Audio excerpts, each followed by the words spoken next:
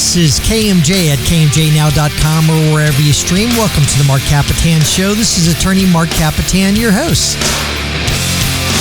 Today's show is brought to you by the Kapetan Brothers Law Firm. We've been serving the Central Valley since 1995. If you or anybody you know has been injured in an auto accident, a truck accident, or a motorcycle accident, give us a call at 559-498-8000. Or if you've been arrested or cited for a criminal offense, call us at the Kapetan Brothers, 559-498-8000. Kapetan Brothers, we are the Valley's law firm. Hey, thanks to our new sponsor, Arc Mediterranean Grill, now a sponsor of the show. You know, it's like Noah's Ark and the 40 days and 40 nights. I tell you, Noah would have been a whole lot happier if he had some food from the Arc Mediterranean Grill during those 40 days and 40 nights. They have mouth-watering hummus, delicious dolmas, shish kebab, beef kebabs, or my favorite, I love the chicken kebab plate. Arc Mediterranean Grill. They have two locations, one Champlain and Shepherd, the other one on Herndon and Armstrong. Take the office for lunch. Take some home, get a takeout, and take it for the family for dinner. It's authentic Armenian goodness, brought to you by Authentic Armenian Brothers, right? You know the Kezian brothers, Janet? Yes, I do. You do know them? Yeah. Great food out there. My next guest says she loves the Arc Mediterranean Grill. Especially the lamb. Especially the lamb, exactly. Arc Mediterranean Grill at Fresno and Clovis, new sponsors of the show. Folks, my Aunt Virginia Velasquez, or Thea Burge, as we used to call her, she was a Fresno Unified English school teacher for nearly 40 years. She was one of those aunts who did anything for you. When we would see her, she would sing, get this, Janet, you remember this one? I love you, a bushel and a peck, a bushel and a peck. I love you, happy and a hug around the neck, right, exactly. An old Doris Day song from the musical Guys and Dolls. One time when she was babysitting me, she asked me, Marky, where do you want to do for today? Where do you want to go? And I said, let's go feed the ducks at that park. And she goes, oh, Roding Park? I go, no, that other park. And she goes, you want to go to Woodward Park way out in the country? It was country back then. Yes. But she was a passionate, lovely woman who would do anything. And we drove all the way out just to feed the ducks for a young kid like me. And Marcella's ready to cry already, aren't you, Marcella? I could see it in your face. She was a great aunt, but it wasn't until years later when I met older people who said that they had taken her English courses at McLean High School. And they said she was just as sweet to her students. She was sweet, she was inspirational, she was beautiful. They would always mention that she was beautiful, and she was a great teacher. Those great teachers in our lives are inspirational. They make indelible marks on our future. Mine was Mr. Rumley. He was a history teacher at Clovis West. He was fun, funny, inspiring, motivating. There was also Mr. Dunnencliffe, who taught me the lesson in humanity that I'll never forget. There was Dr. Chesmore and Doc Foster in college, who taught me how to love nature when I was in marine biology. Doc Foster also taught me how to party, but that's a whole other story that we'll talk about on another date. In Clovis Unified, there is one of those inspiring teachers. She had taught there for 55 years and is now running for the Clovis School Board. Everyone I talk to says that she was one of their favorites. She believes, and belief, or that word believe, is an important word to her. She believes an educational system should inspire students to achieve academic excellence, something that Clovis was always known for that may be waning a bit. And she wants to put her money on the line and her reputation on the line in her bid to have a seat on the school board. So here to tell us all about it, I would like to welcome to the Marc Kapetan Show candidate for Clovis School Board, Janet Kardashian. Welcome, Janet. Thank you very much. I appreciate having the pleasure and privilege of speaking with you and all your listeners. That may be the sweetest introduction we've ever had from one of our guests. So I love that. I'll tell you, I had one of the guys in the office said that he had taken classes from you, or I had heard about you. Maybe his kids took classes and said you were just the best. That the kids loved you. I served the best. I get the best, and every year I had the best class. We make the best, and the ideology of Clovis Unified School District began with Dr. Floyd Buchanan, and he said, to be the best, we surround ourselves with the best. You know, we hear about Buchanan High School nowadays, and I know another one of your mentors you said was Kastner, Yes. which is from the Kastner. Yes, Mr. Is it George elementary? Kastner. Yeah. Dr. Buchanan, or Doc Buchanan, was the founding superintendent of Clovis Unified School District, and his buddy was Mr. George Kastner, assistant superintendent. But they were a mentors. dynamic duo. And you said they were mentors to you. Both, yes. Were they your teachers, or were they also your fellow? Were they your teachers when you were a student, or were they fellow teachers with you? They were supervisors. They were administration. It was Dr. Buchanan who hired me with my contract in 1969, and his associate, Mr. George Kastner, were a team. And they knew every teacher, every employee, everything that was going on in the district. And Dr. Buchanan was a genius, a very wise man, a visionary of what education should be. And therefore, as the founding superintendent, he is directly responsible for making Clovis Unified School District one of the most esteemed public schools in the entire country. Wow. Yeah, I'll tell you what, that statement alone, number one, you have your belief system down, because I could tell about the school district, just the way you spilled that out. And I don't mean that in a bad way. I mean it in a great way.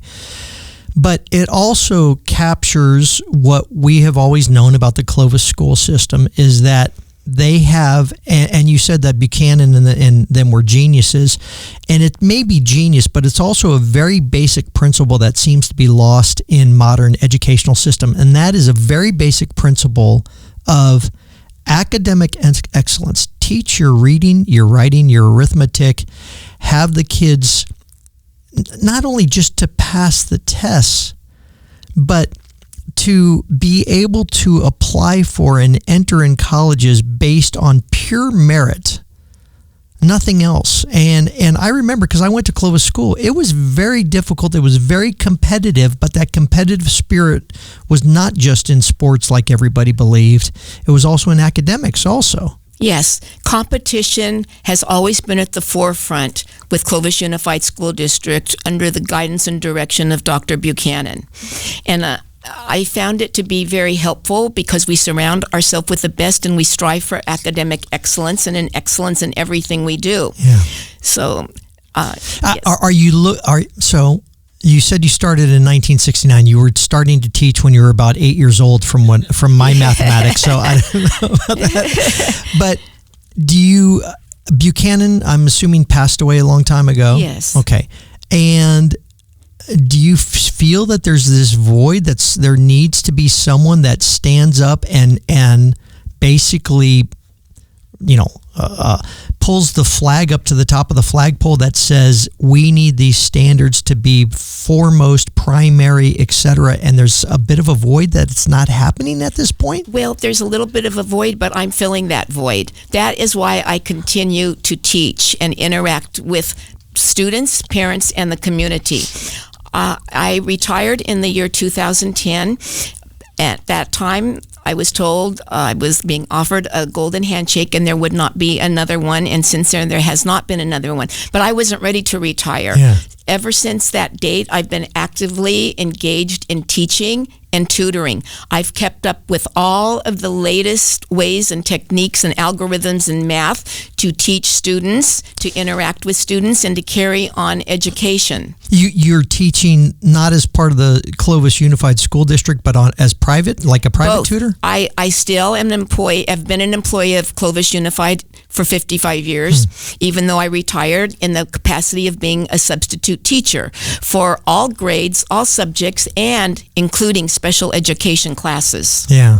I mean, is it one of these where you're doing this to fill the void? Is there also this bit of, I just miss the action of being part of the education system? It's a combined reasons for a lot of it. Yeah. My passion has always been in teaching. Yeah. And it's because of the district and its vision and what it offers students, and I see the excellent results. Yeah. Yeah, in not only the grades, but also just these students that come back years later. Yes. And say that I'm a success. I always keep in touch with my students throughout the years. Yeah. They reach out to me to help them, guide them in what direction to go for the colleges and universities that they seek. Right. It's always about higher education. And my teaching experiences not only included the curriculum that I taught, but it was any supplemental information I could to motivate, encourage them about the benefits of an education and the choices that they would be provided in life. We are on with Janet Kardashian, running for School Board of Clovis. We'll be right back after this on the Marc Kapetan Show. This is KMJ. This is KMJ at KMJNow.com or wherever you stream. Welcome back to the Marc Kapetan Show. Hey, folks, we video record this, and it goes out streaming on Facebook and Instagram and YouTube. So I want you to like us on Facebook, follow us on Instagram, like and subscribe on YouTube. Look at that, Marcella. I'm learning all the things that we're supposed to say, the young kids say. Stream us on KMJNow.com or wherever you happen to stream. This show is brought to you by the Kapetan Brothers Law Firm. We've been serving the Central Valley since 1995. So if you've been in an accident, a truck accident, or a motorcycle accident, I want you to understand that, let me pop this music down here real quick. We at the Kapetan Brothers have been doing this for let's see, I've done it for 32, 33 years. My brother Peter's done it for, I think, 36, 37 years. And we know what we're doing. If you've been in an accident, it's a very scary, very trying time. And you're probably hurting. You're probably nervous or scared. You don't know who to call. Just call the Kapetan Brothers. We'll give you some free advice. I hate saying that because that means we're going to have a ton of people asking for free advice. No, if you have a case, an accident case that you're wondering whether you should have an attorney or not, go ahead and call the Kapetan Brothers at 559-498-8000. Kapetan Brothers, we're the Valley's law firm. We are back on with Janet Kardashian. We're going to get to that name one of these segments here because it's a very famous name related to a very famous family, obviously. But she is running for Clovis School Board.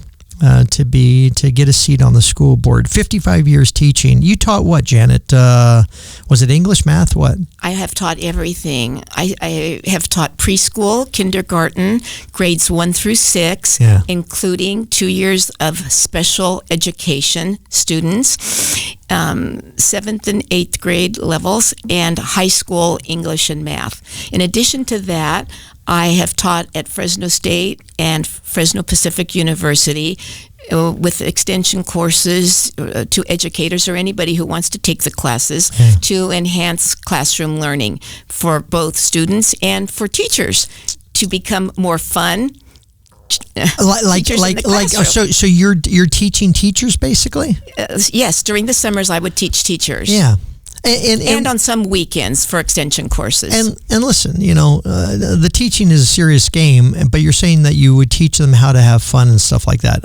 We had, I talked about Mr. Rumley. In fact, you know what? He taught, after teaching at Clovis West, he went over to Clovis Unified and was, I want to say there's a special school like an international school or one of those things. Yes, we have a lot of specialty schools. Yeah, he was teaching at one of those specialty schools.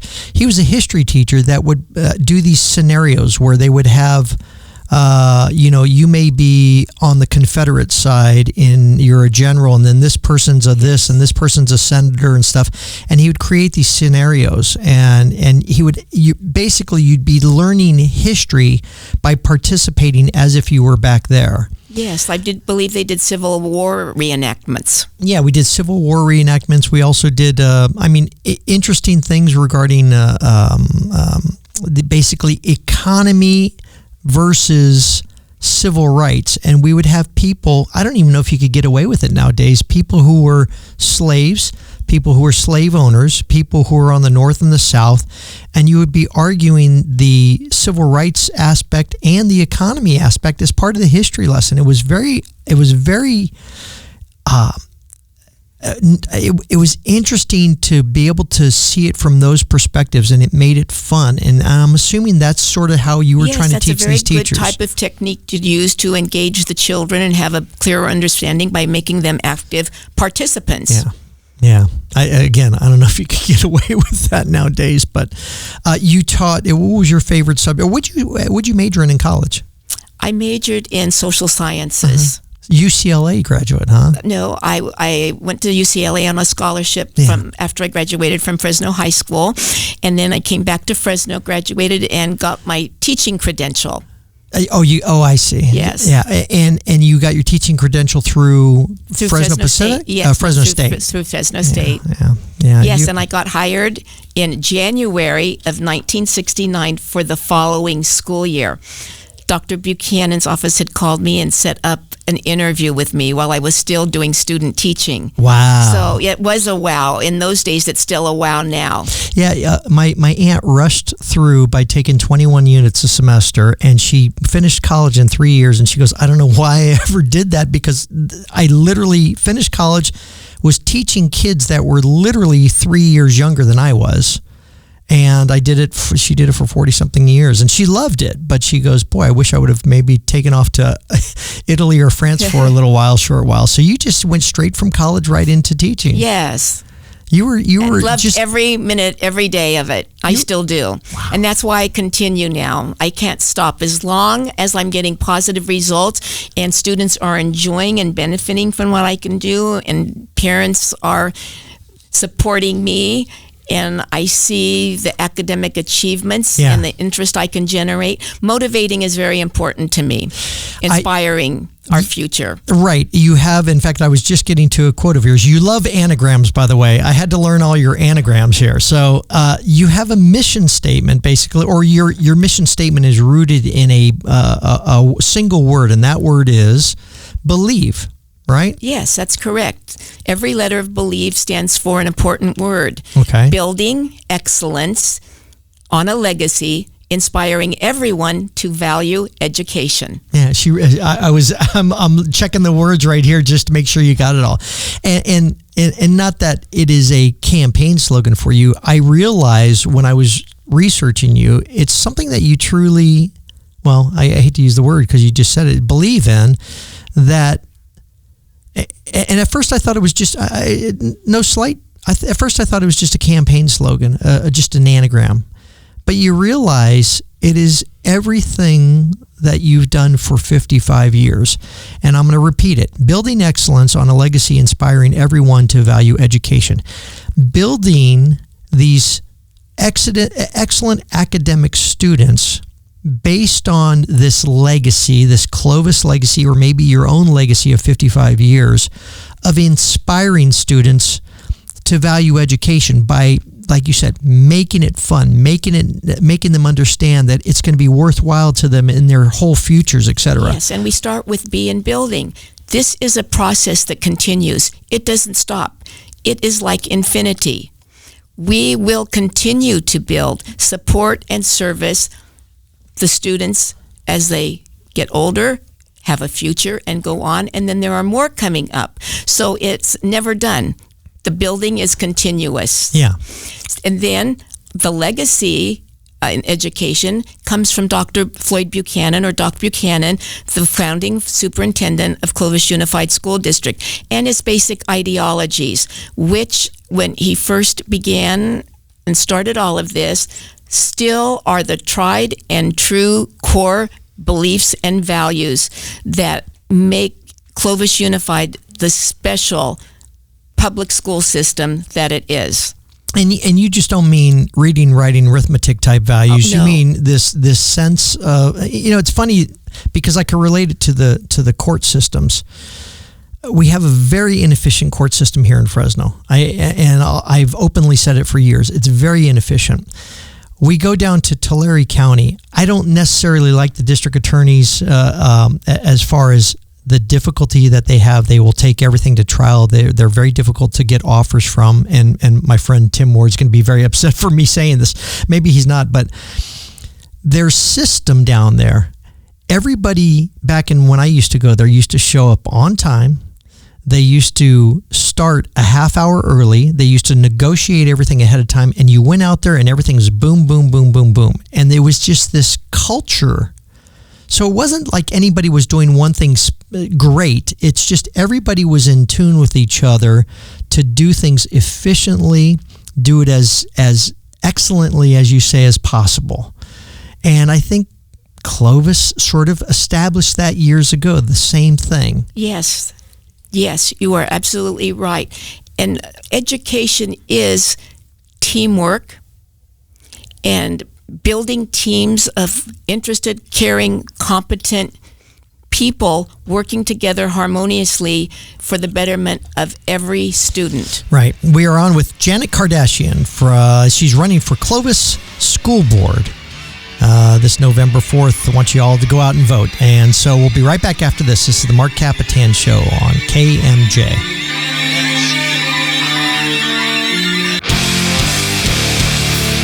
This is KMJ Now at KMJNow.com or wherever you stream. I think I said that wrong. This is KMJ at KMJNow.com or wherever you stream. Yes, go to KMJ Now if you have missed part of the show, or if you want to send the show to a friend of yours, and you could stream all the shows on KMJ, including Ray Appleton and Phil Teresi and all those guys, all right?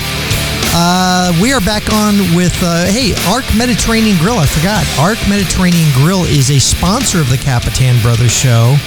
The Akisian Brothers. We love the Akisian Brothers. If you are looking for lunch for your office or for yourself, or if you want dinner for the family, go to Arc Mediterranean Grill. I like the chicken kebab plate. I love it over there. Hummus.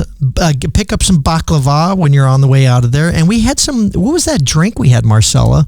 We had some Armenian lemonade, or soda, like a lemon soda. It was really great. Arc Mediterranean Grill. There's 2 locations, one in Fresno, one in Clovis. Janet Kardashian goes to Arc Mediterranean Grill, right? The whole family goes there. The whole family goes there? Yeah. It's one of our favorites. Yeah, out there in, I think it's Champlain and Perrin. Yeah. Yes. Awesome. So we appreciate them being a sponsor of the show. Thanks, guys. Okay, listen, I got something to ask you here, because you were voted most motivating teacher in Clovis Unified School District at some point, right? That's correct. And it was a surprise to me. Yeah. I was told to take my class along with the rest of the student body to go to the multi-purpose room for an assembly. And so the assembly started and took care of what the agenda was. And then, unbeknown to me, a group of all my former students appeared on stage and made speeches about the impact I have had in their education, giving them choices and going on to college. And so I was awarded the title of being the most motivational teacher in Clovis Unified School District. How sweet is that? I consider myself a coach in the area of academics and learning. That's actually an interesting concept, and it sort of fits in with the Clovis, with their competition in sports and everything like that. Yes, so. Learning in Clovis and education in Clovis Unified is a way of life. What was interesting is what you talked about, inspiring students, and the sense of believe as an anagram that you had is. You say you were teaching other teachers how to have fun, teach with fun and, inspire the students. It's as if most educational boards around the country say, we want to get the grades up for the kids, we want to do this, we want to do that, and it's all focused on the kids directly. How do we force that kid? But what you do, and what your aspect seems to be more of, no, I need to focus on the teachers and tell them they're the ones who are doing wrong if they're not inspiring those students. Yes, education is the teachers, and education revolves around teamwork and trust. The first thing I find is important to do is to earn the trust of every student. And how so? I mean, it's developing a rapport of authenticity, transparency, and conveying that I, as the teacher, truly cares about each and every one. So a kid, because he may have come from an earlier class or something like that, he may have the reputation in the classroom, etc. You don't take those preconceived notions of what that kid may be about. You say, I'm wiping the slate clean.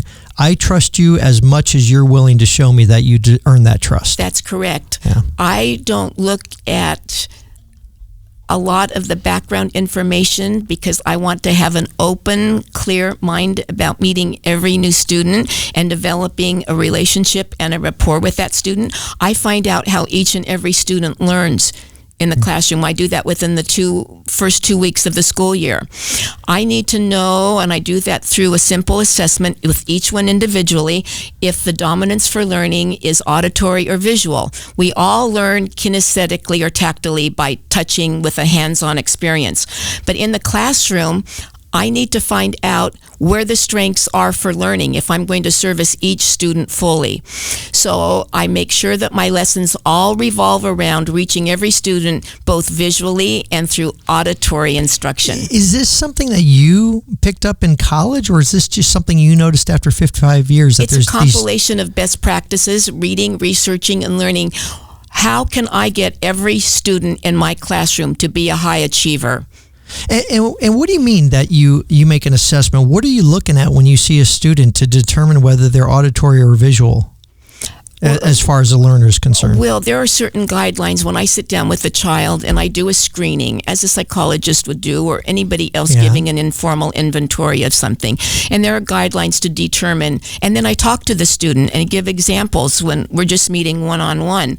When you're learning to do something, how do you think you learn better? And I see if it matches my evaluation, and we have a conversation about that. Because I tell each one, I'm going to help you be the best version of yourself. And I'm going to make learning fun for you, exciting, and easier for you because I will be teaching to your modality. You have certain kids that may have, what's the term I'm looking for? They switch the letters. ADD or ADHD? Well, ADHD or they're...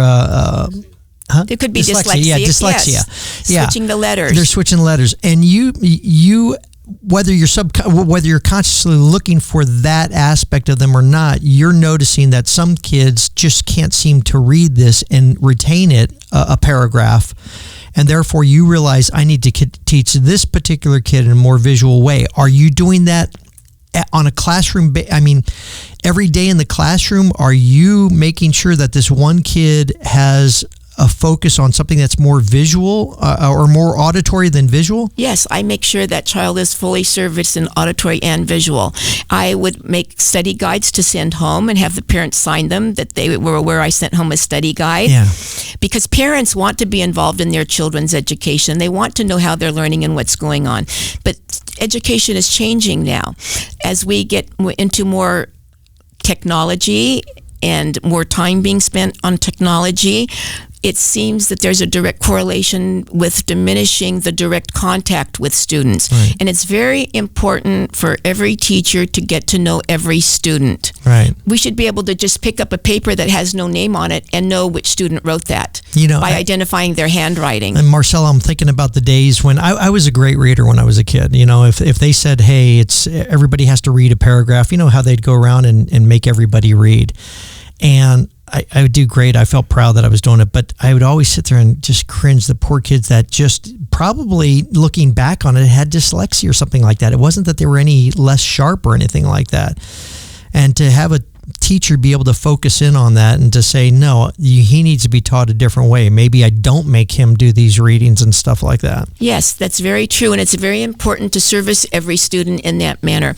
Many times when students that have special needs in learning, such as dyslexia or ADD or ADHD, go by, and we know that the test performance should not be a reflection of true aptitude unless we have serviced each student correctly.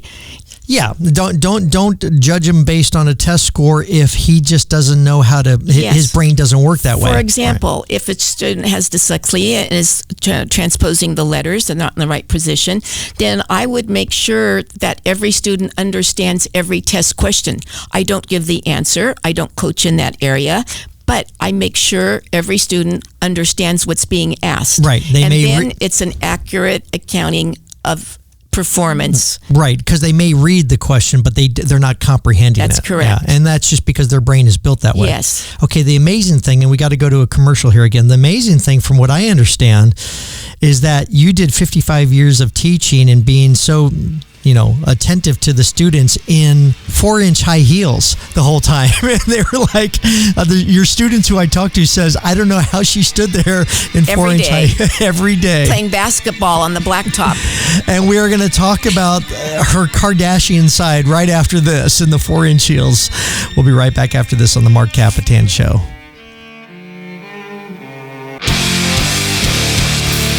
This is KMJ at KMJNow.com or wherever you stream. Welcome back to the Marc Kapetan Show. We want to thank our sponsor, Arc Mediterranean Grill, out there in Clovis at Champlain and Perrin. Champlain and Perrin in Fresno, and also out there in Clovis. Go to Arc Mediterranean Grill for your great Mediterranean food. Today's sponsor, also the Kapetan Brothers Law Firm, but you know all about us. 559-498-8000. We are going to get back into it with Janet Kardashian, who is running for Clovis School Board, because her timekeeper is saying that we need as much time for her to say everything that she needs to say, because after 55 years of being her husband, it hasn't been enough time for her to say everything she needs to say. Is that right, Varis? Correct. Correct. He says correct. So we have Varis Kardashian, who's here, with also Alexandre Balakian, who's been watching over this whole thing and co-producing the whole show. Thank you, Alexandre, for bringing Janet today. All right, Varis Kardashian. Janet, you married into royalty, pop culture royalty. Yes, and at that time, before pop culture royalty, I was told I was marrying into the Kardashian dynasty. Being born and raised in Fresno, all of my family had heard about the Kardashian family in Los Angeles. So you are actually related to listen, I know nothing about this stuff. I'm way too old to know about most of this stuff. Marcella just told me, no, Mark, there's not just 3 girls. There's 3 girls and a boy, right? Yes. Okay. Robert, the boy, is Robert Jr. I knew Kardashian. I didn't know him. I know of the Kardashians from Robert, the father, because I worked on the second O.J. Simpson case. And, obviously we all knew the Kardashian name when it came out. Your husband, Varis, is Varis, right? I say it with the proper Armenian pronunciation, Varis. He's first cousins was first cousin. Robert's passed away years ago, right? Yeah. Yes, he passed away in 2003. And so it's not just a matter of the fact that you shared the name. You guys were really close with the Robert Kardashian family. Yes, we've always been very close. Varis, my husband Varis, and Robert were raised like brothers, being a double-sided relationship. Their fathers were first cousins, right, and their mothers were sisters. Oh, wait a minute. Their fathers were first cousins. Oh, I didn't know that. Yes, and their mothers were sisters, so it's very close. Yeah. So close that there was talk maybe when Robert was going through a divorce that he was looking for someone to take care of the kids? Not just take care of them. He had people to take care of them. Robert had always followed my teaching experiences, and he kept up with what I was doing in the classroom. Yeah. And one day he called to see if we would be in Fresno to come and visit us, because he wanted at that time his third daughter, Chloe, and his youngest child, Robert Jr., to come and live with us and for them to go to school with me. At that time, I was teaching at Valley Oak Elementary School in Clovis Unified. And of course, we embraced the opportunity and said they would be more than welcome. And we would do that happily. And Robert clearly stated that even though he had been very successful in his law practices and his business entrepreneurship, that something was lacking. And he said he knew all along that what he was lacking was what money could not buy. And that was a strong family unity based in education and a bright, promising future. He saw the results of, at that time, what we had achieved with our 3 children. So that's why he humbly came to approach us to provide what he could not provide for his two younger children. And let me ask you, because it sounds like you guys had some deep discussions about it. I have this thing with Los Angeles. I always say that, to me, Los Angeles, everybody in Los Angeles is either working on a project, just finished a project, or starting a project with the friend of the brother of the uncle of Martin Scorsese, but we call him Marty, And that's always been my thing about Los Angeles. I tell friends whose kids go down there, watch out, make sure they stay grounded, because you could very easily get lost in all the fame and all that kind of stuff, or that chasing of all that fame. With that said, it sounds like Robert may have been concerned about that. And then secondly, with that said, was his fears realized? Are the girls still somewhat grounded, even though what we see on TV is something that just doesn't seem grounded at all? Yes, you're very perceptive, because grounded is a very good word to use, and that's exactly what Robert tried to convey to us. To paraphrase what he said, it was basically that he saw what the Beverly Hills lifestyle had done to his two older daughters, and he was not in favor of that as a repeat performance for his two younger children, who he felt at that time still had a chance for survival, as he put it. So the two older girls had already become famous, as far as that was concerned. Yes. Do you maintain contact? Yes. Good contact with them. Are they good girls? They're good girls. They have good hearts. And remember, they're half Kardashian. And Robert was a very loving, hands-on, supportive father. Okay, well, hold on now, because I don't want you to get into too much trouble with everything, because they are your nieces and stuff like that. They are half Kardashian. Is part of the problem the non-half of the Kardashian that you think is part of the thing, or are you not trying to say it's that? It's a problem. Yeah. I would just say that sometimes when two people get married from different backgrounds, there's more an adjustment that is out of alignment. It's so funny, because my dad always said, Mark, you don't have to marry a Greek. I'm just telling you, it may be easier if you do. Okay.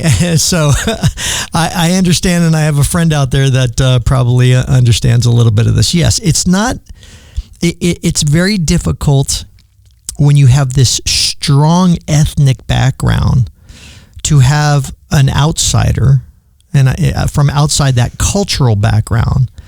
And not that you don't love them or anything like that, but sometimes it is difficult to have them interact, because it's just so foreign. Everything is so foreign to them.